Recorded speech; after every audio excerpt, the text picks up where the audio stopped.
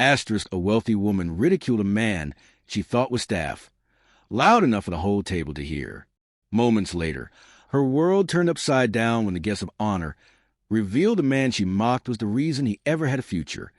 Asterisk, asterisk. The ballroom at the Plaza Astoria Hotel in Manhattan was dressed to impress. Gilded columns, marble floors, chandeliers dripping in crystal. But no amount of sparkle could cover up what was about to happen. People clinked glasses, shook hands, and pretended to laugh harder than they meant to. It was one of those nights where every smile looked like a business card. Waiters weaved between the guests with trays of champagne flutes and lobster puffs, careful not to brush the arms of gowns that cost more than their yearly salary. Near the center of the room stood Celeste Whitfield, platinum blonde, tailored in scarlet silk, and wearing pearls like they were her birthright. Most recognized her from real estate billboards across Long Island. She was the kind who whispered loudly when she wanted attention. That's when her gaze landed on Walter Jennings, seated near the back, close to the large floral centerpiece no one really paid attention to. Mid-70s, maybe, with brown skin, dignified posture, and hair a soft mix of silver and white. He wore a dark suit, clean, well-fitted, but clearly not couture. He looked calm, almost too calm for the space he was in. Celeste raised an eyebrow, tilted her head, then nudged the woman beside her. Asterisk, who let the waitstaff sit in the guest section? Asterisk, she said, her voice high and crisp enough to cut glass. A few nearby guests froze. One man glanced at Walter, then quickly turned back toward the bar. Someone let out an awkward laugh, half-hearted and full of discomfort. Walter didn't react. He heard her, no doubt, but stayed seated, hands folded neatly on his lap, eyes fixed ahead. Not on her, not on anyone, just forward. Celeste wasn't done. Asterisk, I mean it's a gala. Isn't there a uniform policy? Because he missed the memo. Asterisk, she added, smirking, swirling the champagne in her glass like it made her important. A young woman nearby, Nora Hastings, looked up from her table.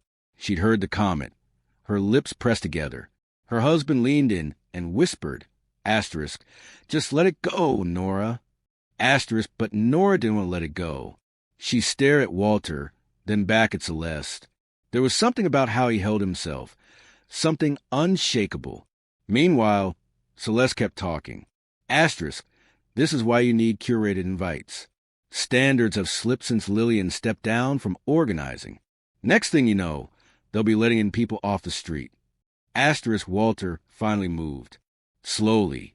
He reached into his inner jacket pocket, pulled out a folded program for the evening, and adjusted it with steady hands. No words, no reaction, just calm, measured, like a man who had weathered far worse than an arrogant woman in high heels. A few seats down, an older gentleman in a tux turned toward Celeste. Maybe you should sit down and worry about your own shoes, he muttered, low enough to stay polite, loud enough for her to hear. Celeste blinked, taken off guard, but quickly plastered on another fake smile.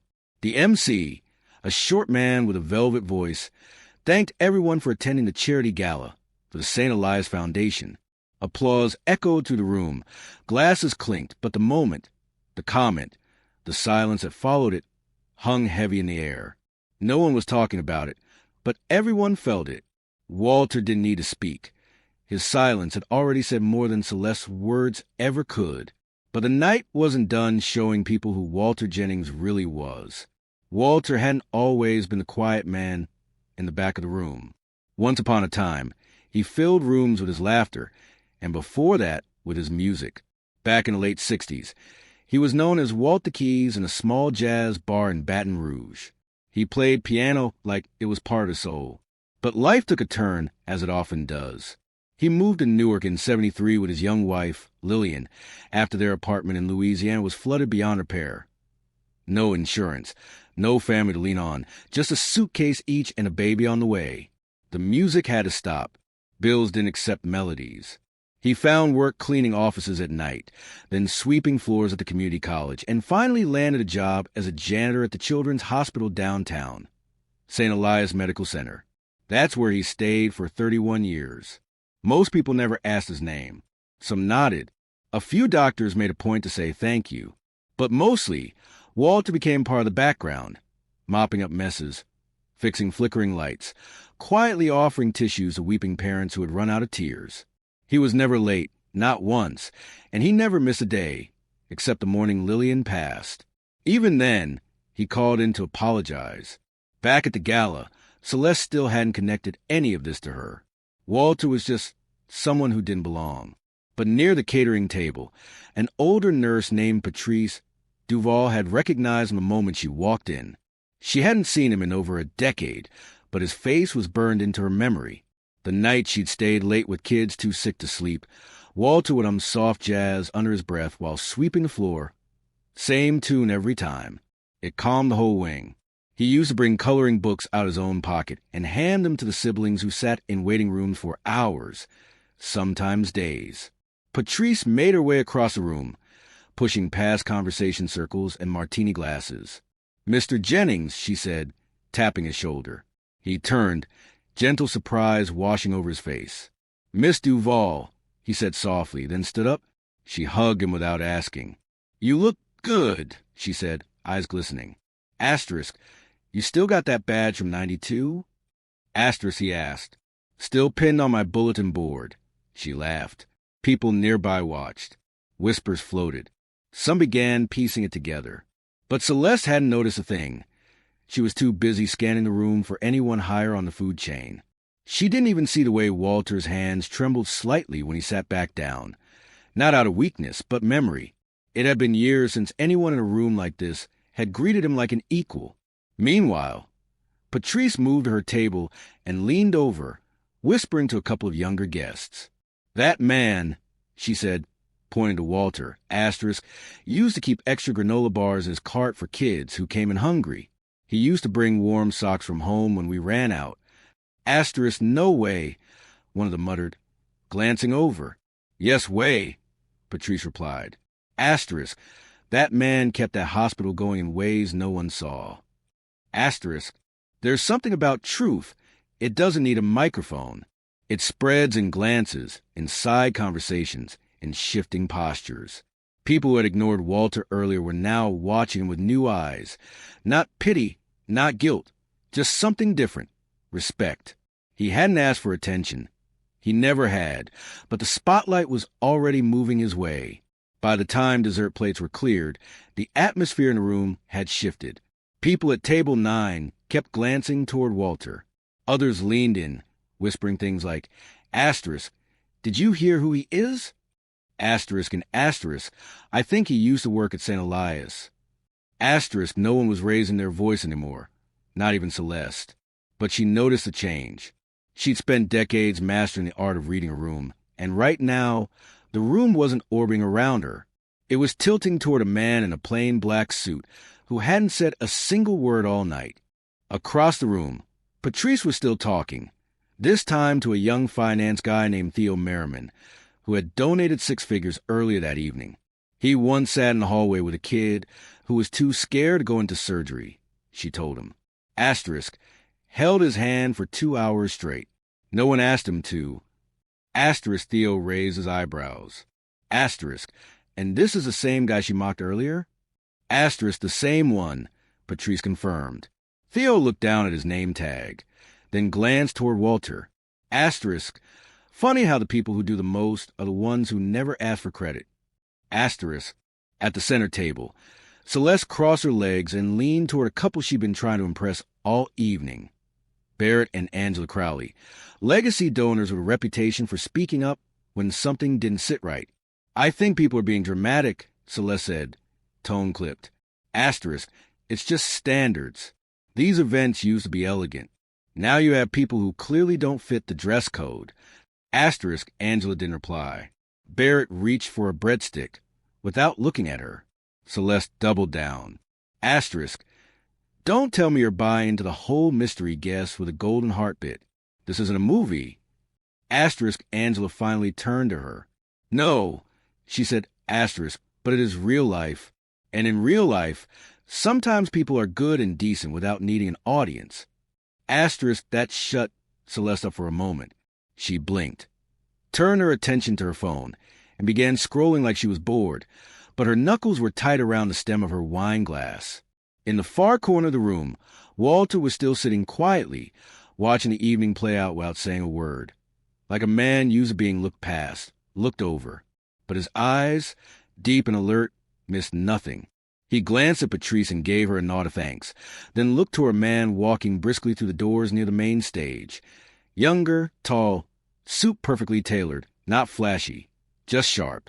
He carried a quiet confidence, like he belonged in the room, but didn't need it to define him. Walter smiled just a little, because that was his son, Dr. Ellis Jennings, board-certified cardiothoracic surgeon, Harvard graduate, keynote speaker for the evening, and recipient of the Humanitarian Medical Achievement Award. He wasn't a stranger to events like this, but this night was different. He wasn't here just as a doctor. He was here as a son. The MC adjusted his mic asterisk. And now, it is my honor to welcome our keynote speaker, a man whose impact reaches far beyond the operating room. Asterisk, the room straightened. Chairs scooted forward. Phones were tucked away. Walter looked up again, still calm, but if you looked closely, you'd notice the tiniest flicker of pride behind his eyes. Celeste leaned forward, suddenly interested. Finally, she whispered to herself, asterisk, someone who matters, asterisk. But the next words from the stage were going to crack her world open. The lights dimmed slightly as the MC's voice filled the room. Asterisk, please welcome Dr. Ellis Jennings. Asterisk, polite applause followed. A few people clapped harder than others, eager to show they knew who he was. Some stood, not for him, but for the idea of him. Harvard-trained, nationally awarded, a man who saved lives for a living. Ellis walked in with calm precision. No swagger, no dramatic pauses, just a quiet, direct presence. He stepped onto the stage in a crisp navy suit, adjusted the mic, and took a long moment before speaking. Celeste watched from her seat, eyes locked on him. She straightened her posture, fluffed her hair, already crafting a compliment in her mind to toss his way if she bumped into him after the speech. "Good evening," Ellis said, his voice steady but carrying weight, like it wasn't used to being interrupted. Asterisk, I want to start tonight by thanking the St. Elias Foundation for this honor. I've received award before, but this one's personal. Asterisk, the room settled. The clinking of glasses stopped. Even the servers paused at the perimeter. Ellis looked out across the tables, then fixed his eyes on one person, Walter. Asterisk, before we talk about modern medicine, I want to talk about history. My history. Asterisk, he stepped away from the podium, letting the mic catch his natural tone. Asterisk, I was born in Newark. My mother passed when I was 8. My father worked nights at the Children's Hospital. Some of you may have met him tonight, seated near the back. Asterisk, heads turned. Celeste looked over, confused. My father, Ellis continued. Asterisk, used to come home with his hands cracked from chemicals and his shoes soaked through from mopping floors. And yet, every morning, he woke up before the sun to quiz me on spelling words. Every weekend, he borrowed books from the library and read them aloud while I sat at the kitchen table, eating cereal and pretending not to listen. Asterisk, he smiled at the memory. Asterisk, there's a myth we like to tell ourselves in rooms like this, that success is built by talent, discipline, and drive. But that's only part of the truth. The rest of it, the foundation, that was built by someone else. Asterisk, he paused. Asterisk, someone who scrubbed floors while his kids studied organic chemistry. Someone who took night shifts so I could attend early morning pre-med lectures. Someone who gave everything and asked for nothing in return. Asterisk, Walter didn't move. He just looked back at his son, eyes soft, shoulders still. Ellis stepped aside and gestured toward him. Asterisk, ladies and gentlemen, meet Walter Jennings. The reason I'm standing here. The man who saved my life before I ever saved anyone else's. Asterisk, no one clapped. Not out of disrespect, but out of something deeper. Reverence, maybe. Realization. Celeste blinked. Her jaw didn't drop, but her eyes told a story. Recognition and regret mingling behind mascara and pride. She sat back in her chair, slowly realizing her earlier words now hung in the air like smoke that wouldn't clear. Near her, Barrett Crowley folded his hands and leaned in toward his wife. "That's his father," he whispered. Angela nodded once. Asterisk, and she mocked him. Asterisk. All around the room, people were reevaluating what they thought they knew. The gala wasn't just another night of catered praise. It had turned into something else, something real. And Walter, who had been invisible just an hour ago, was now the centerpiece of the entire event. Ellis remained at the side of the stage for a moment, giving space to the silence. It wasn't awkward. It was heavy with meaning. Then he returned to the podium. Asterisk, I've been asked to talk about innovation tonight, but I think we can fuse innovation with convenience. What's more powerful is sacrifice, the kind that doesn't make headlines. Asterisk, he glanced toward Walter again. Asterisk, when I got my acceptance letter from Harvard, my dad didn't say much. He just nodded once, then went back to ironing his uniform for his shift. I didn't realize until years later that he had sold his car to help cover my books and travel. Asterisk, there were stirrings across the room. One woman at table 3 dabbed her eyes with a cloth napkin. Another man cleared his throat, suddenly remembering a time he judged someone for not wearing designer shoes. Ellis continued, his voice even. Asterisk, we talk a lot about mentorship in the medical field, how doctors pass down knowledge. But sometimes the greatest teacher doesn't wear a white coat. Sometimes he wears work boots and carries keys. Asterisk, that got a few gentle smiles, the kind people give when they recognize truth they've overlooked. Celeste sat like stone, not defensive, not angry, just still. Her hands were folded neatly in her lap now.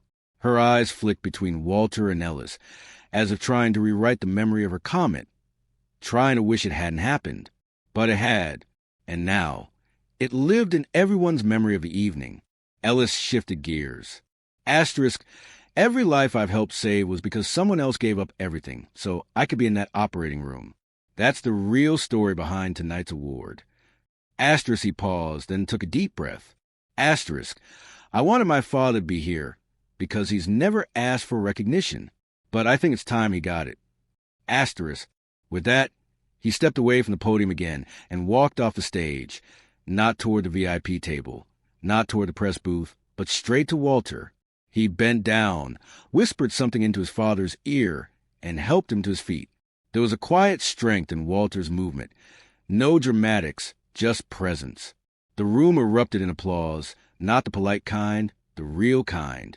The kind that rises in waves and doesn't stop. Walter didn't raise his arms. He didn't bow. He simply placed his hand on his son's shoulder and offered the crowd a soft smile. The kind that says, "Thank you, I see you, and this isn't about me." Ellis gestured for a nearby staff member, whispered something, and in seconds, a second microphone appeared near Walter. He hesitated for a moment, then stepped up. "I wasn't planning to speak tonight," Walter said, his voice deep but steady. Asterisk, but I'd like to say just one thing.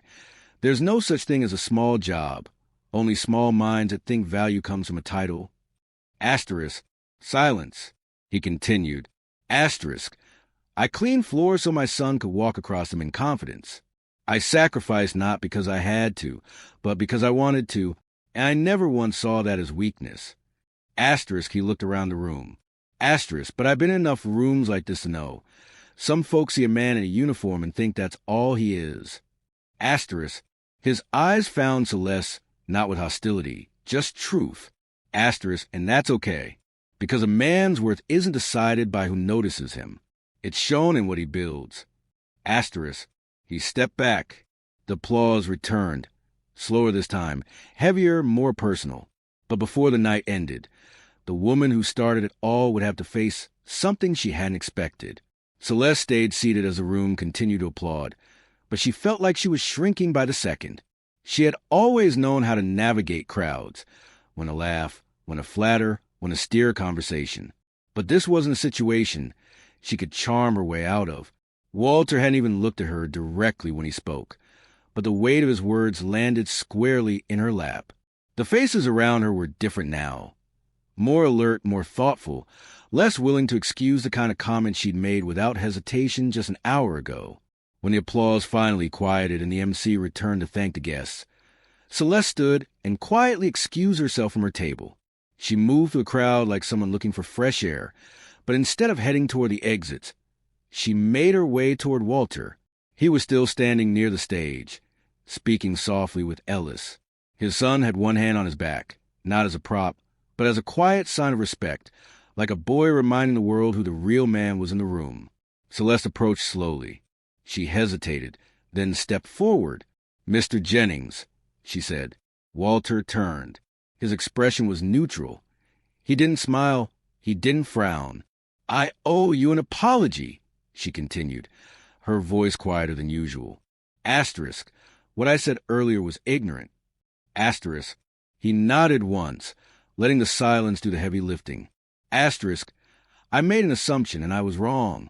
Deeply wrong. Asterisk. Walter took a moment before replying. "I appreciate the apology," he said simply. Asterisk. But you didn't just assume something about me. You showed people who you are. Asterisk. Celeste's breath caught slightly. "I know," she said, swallowing hard. Asterisk. And I have to live with that. Asterisk. He studied her, not cruelly, just honestly. Asterisk. Then maybe do something better with it. Asterisk.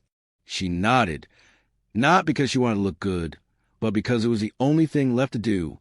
She stepped back and let the two men return to their conversation. Across the room, people were talking differently now. Not louder, just with more intention. A few guests approached Walter to shake his hand. Others simply watched, clearly moved by what they'd witnessed. Angela Crowley, standing near the dessert table, turned to her husband. Asterisk. "You know what I remember most about tonight?" Asterisk. Asterisk. What? Asterisk. Asterisk. That a man who spoke fewer than 200 words managed to teach 100 of us more than we've learned all year. Asterisk. Barrett nodded. Asterisk. We needed it. Asterisk. Back at his table, Walter eventually sat back down, sipping water, not champagne. His suit still looked modest, his posture still calm. But now he wasn't invisible. Ellis stood by his side, refusing to bask in the praise. He knew what tonight was really about, and so did everyone else. The gala's tone had shifted permanently, not because of a scandal or a viral moment, but because truth, once spoken plainly, can't be ignored. There were no fireworks, no dramatic walkouts, just quiet change. And for a room full of people who thought they had it all figured out, that change hit deeper than anything else could.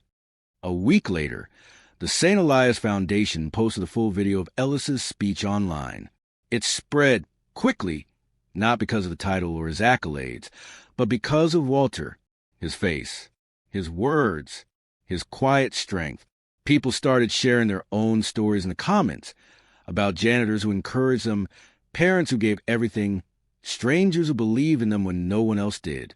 Walter didn't see most of it. He didn't even use social media.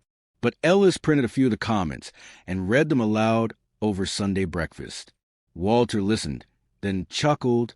Asterisk. Funny how people pay attention once the music stops. Asterisk.